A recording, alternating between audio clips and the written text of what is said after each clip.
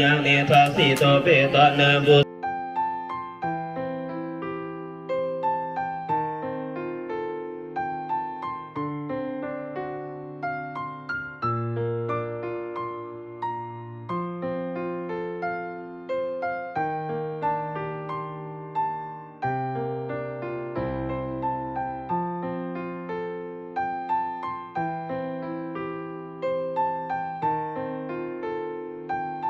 ที่ยอดเขารับเลยยกงาม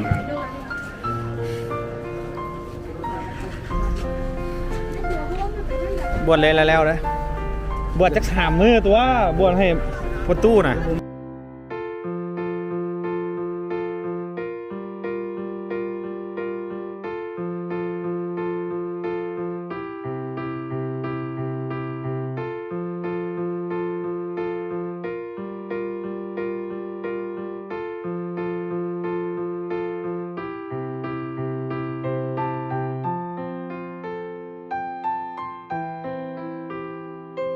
ผู้หาเด้อ 1 2 3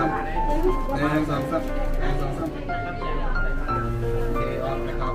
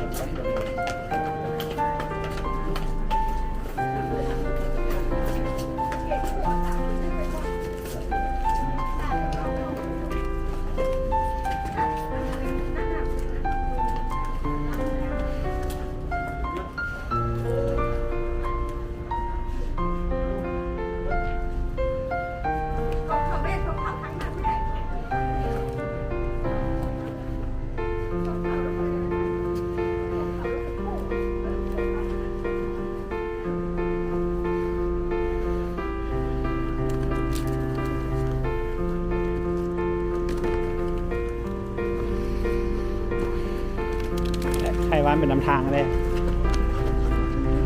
ลูกเก็บค่อยเก็บเองนะเงินเลขประมาณนี้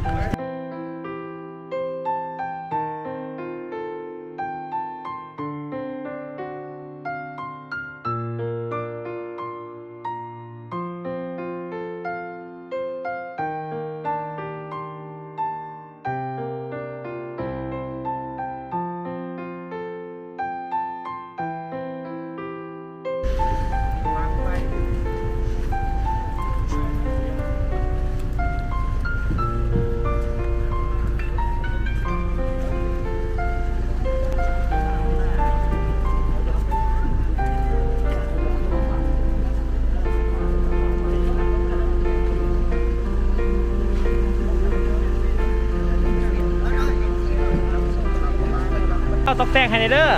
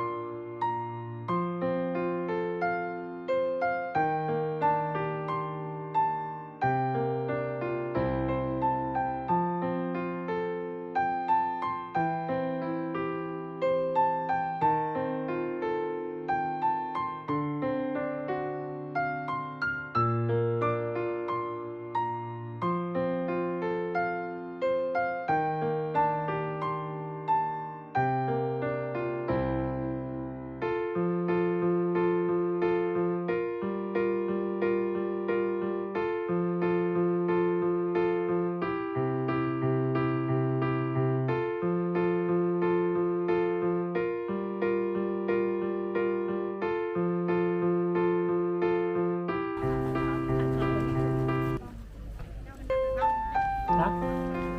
โดย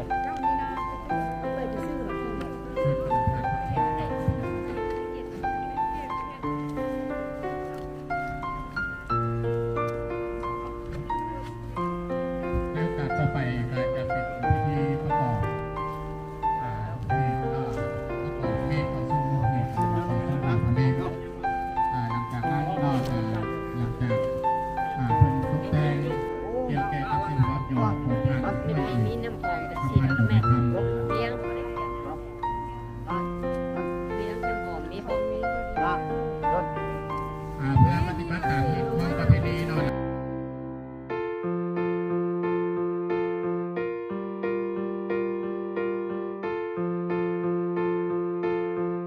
นำพา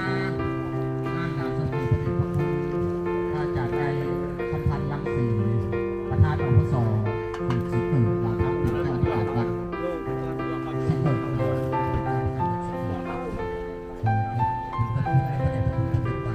และสร้างในตัวต่อเนาะ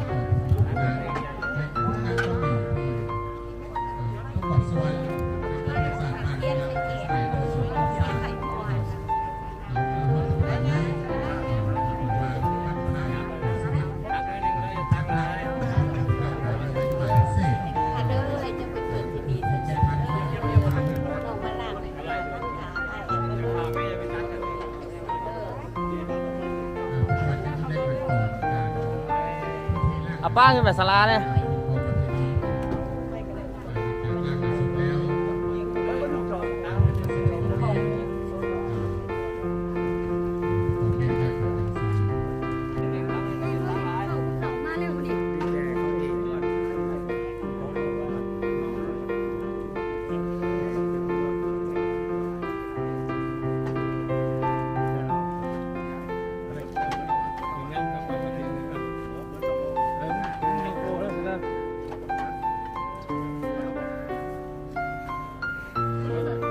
มาขอแน่น้อยหนึ่ง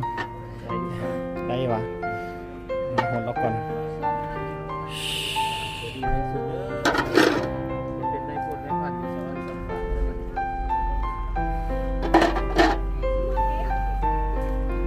การบัดเวลาเลยสุดๆเลยยับโอนเลย เ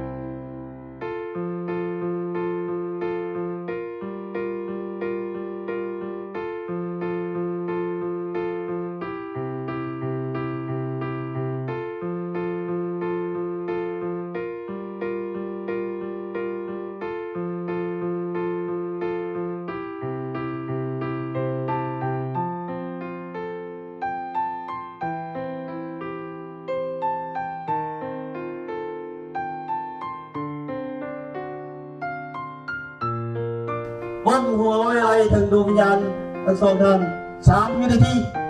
ปฏิบัติครับ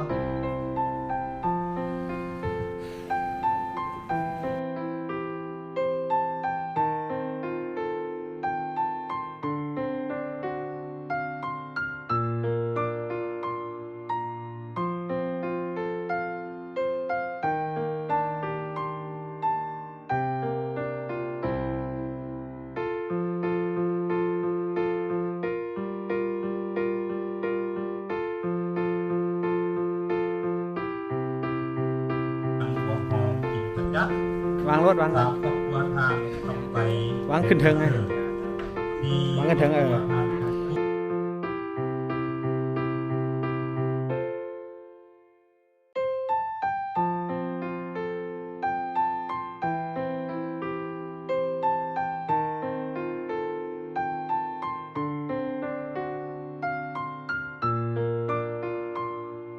ทางของครอบครัวสงครามเด้อ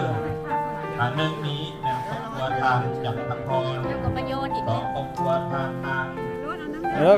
กระดาของนาง เราต่อใส่กันได้ ขอโทษเด้อ ต่อใส่กันได้ ทาง อธิษฐานเหรอ นี่เป็นครอบครัวทางนางจิตาสี่ครอบครัวทางนางป่าจักรปาวดีหน่อย คนนั้นมีน้ำยาไทยคนนั้น นี่ครอบครัวทางวันสนะใส6 ครอบครัวทางอนันต์7 ครอบครัวทางนางเกศทิพย์8 ครอบครัวทางนางทิพย์อภัย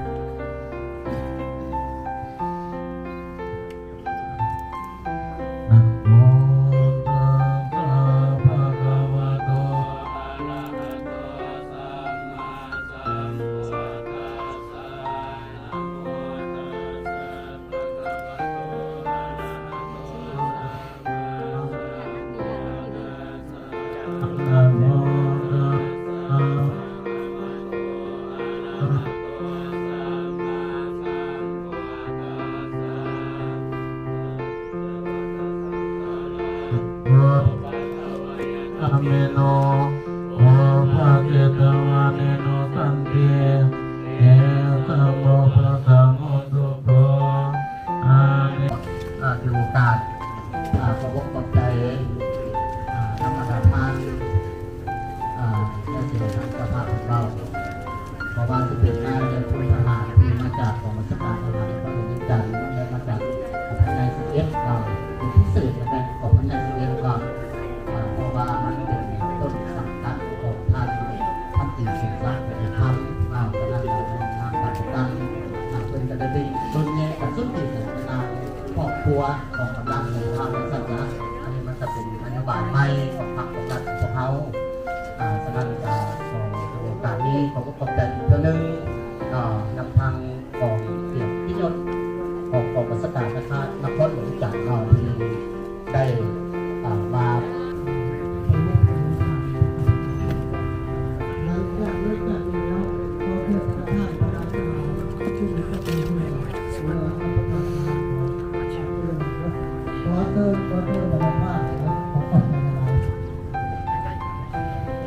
เอาอีกทีนึงผมก็สุภาพเนาะบาดเจ็บคนเนาะพอกระบอกกระเตงประธานเพื่อจะหายด้วยความอาทุกทางเพื่อเสียเวลาให้ทุกทางนอนวันตรงนี้ง่ายมีปากกระเตงติดสุดส่วนวันนี้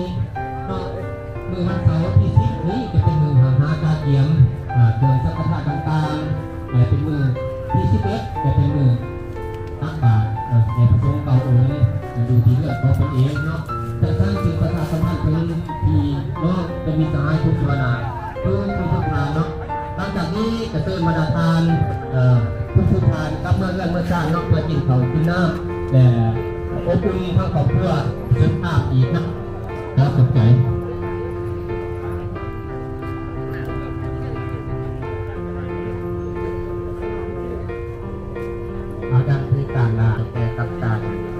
บำเพ็ญบุญกุศลและการอบอุ่นครอบครัวหลังจากที่ได้วางเพลิงห้อนเป็นที่เรียบร้อยแล้วเนาะเพราะว่าในโอกาสต่อไปการยังสีมีพิธีสุดท้ายว่าสั้นๆพิธีวางเพลิงห้อนฉะนั้นหลังจากวางเพลิงห้อนแล้วก็จะมีการวางหมากกระพึ่งก่อนวางหมากกระพึ่งเพราะว่าแต่ละบอลนี่คือสิบปะนี่ตัวนี้นะบางคนเพราะว่าจะได้ตัวดีว่าสั้นได้ตัวดีเราลองกันเด้อหลังจากวางดอกไม้ทุกเทียนแล้วก็จะเป็นพิธีวางเพลิงห้อนเนาะมาเข้าวันให้มาเข้าวันให้พ่อแม่พี่น้อง เข้าวันกันเลย สถานเรือ บอกมันปัดไปลูกนะแล้วเจ้าชีวันเองเหรอแล้วการเวลา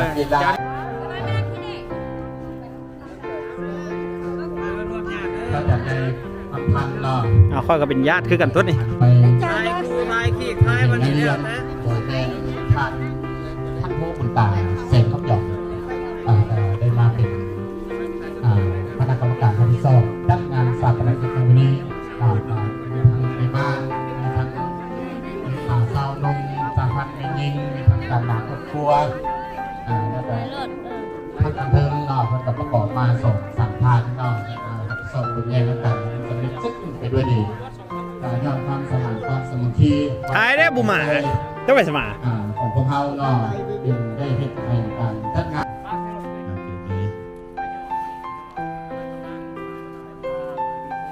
ไอ้ตุ้ยจุดเลยไป